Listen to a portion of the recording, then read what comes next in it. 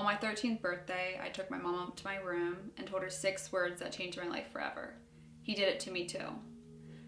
I remember watching my mom screaming, running across our yard to my grandparents' house, who lived right beside us. My grandmother waited with me as my parents spoke to the police. After waiting a week and some confusion on the next steps and who would be interviewing me, my mom was put in contact with Stephanie Whistler from the Lancaster County District Attorney's Office.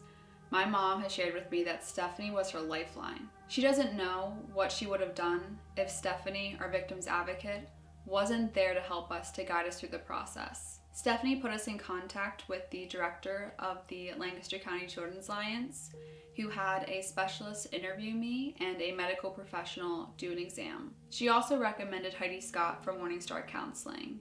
Heidi has literally been there from the beginning. I don't know what I would have done without her. The people at the Lancaster County Children's Alliance, they made me feel safe and comfortable. I was not able to share the details of my abuse with my parents, and honestly, I didn't want to.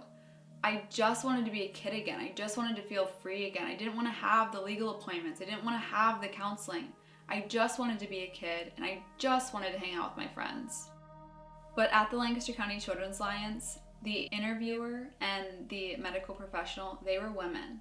I was so uncomfortable talking about Mike molesting me, and they put me at ease and made me feel as comfortable as they could in that situation. I cannot imagine being interviewed by a police officer, especially a person who was a man. On August 30th, Mike was arrested and arraigned in Lancaster. My parents went to the arraignment and witnessed his family having a bail bondsman waiting as he posted his $100,000 bail, and he was free.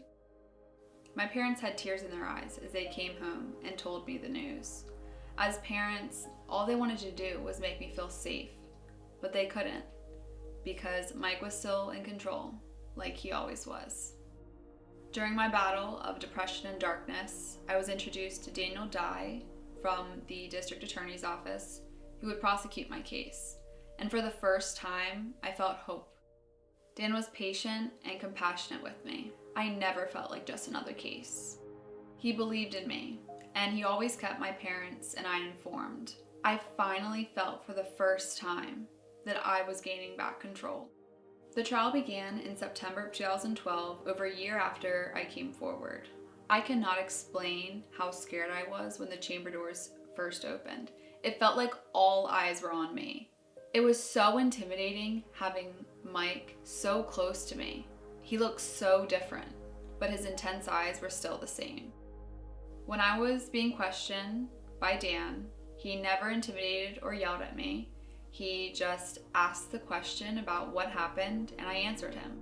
During the trial, it was disclosed that Mike had texted me thousands of times in only a 12-week period, and I deleted every message just like he had asked me to. When it was the defense attorney's turn, he tried to intimidate me by yelling at me, coming close to me, pointing his finger, and trying to confuse me with his questioning. I felt like I was being questioned by him for hours. He broke me down and I cried multiple times, and even after I left the courtroom, I still continued to cry. Thankfully, Mike was found guilty on 24 charges and was sentenced in December 2012 for 29.5 to 65 years in prison for molesting me and 3 other girls between the ages of 12 and 14.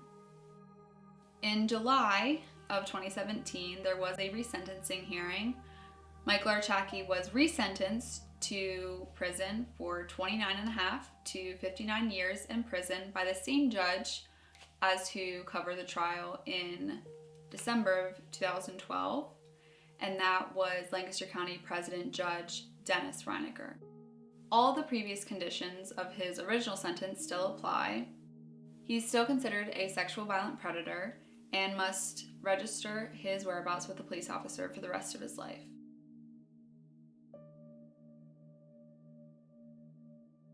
I'm so grateful that my family received legal justice. Because of the Lancaster County Children's Alliance and their community partners, I am one of the lucky ones.